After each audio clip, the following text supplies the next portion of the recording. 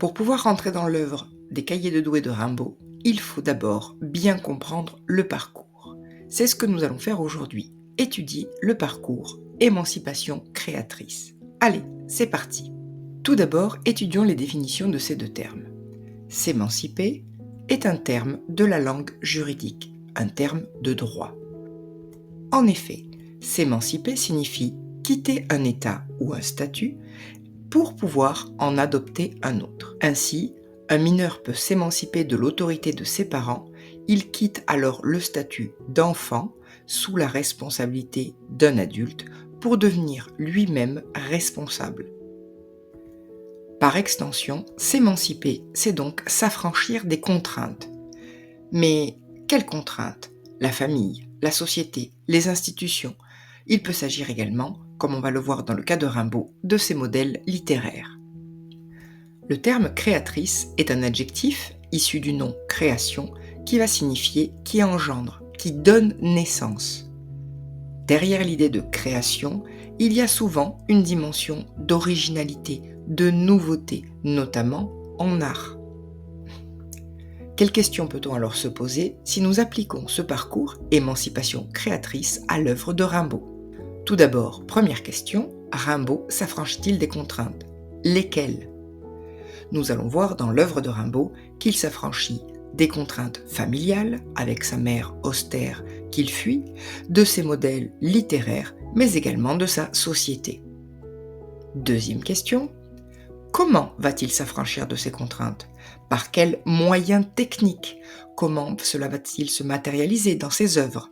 Troisième question, cet affranchissement est-il source de création ?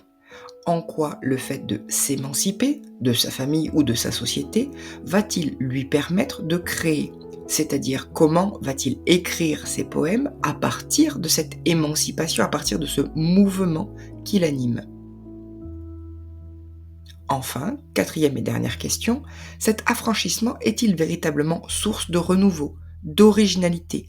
Outre la dimension créatrice, c'est-à-dire le fait de produire à partir de son émancipation, cette émancipation l'amène-t-il à produire quelque chose qui n'existait pas avant ? Sa poésie est-elle donc nouvelle ? Les questions que nous venons de nous poser sont en réalité celles qui vont permettre de construire les sujets de dissertation possibles pour le baccalauréat. Observons donc ce premier sujet qui a déjà été donné au baccalauréat.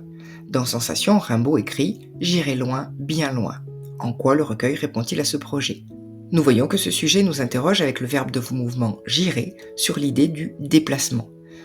Ce déplacement peut être physique, mais il peut être aussi un déplacement par rapport au modèle, par rapport à sa famille ou par rapport à la société.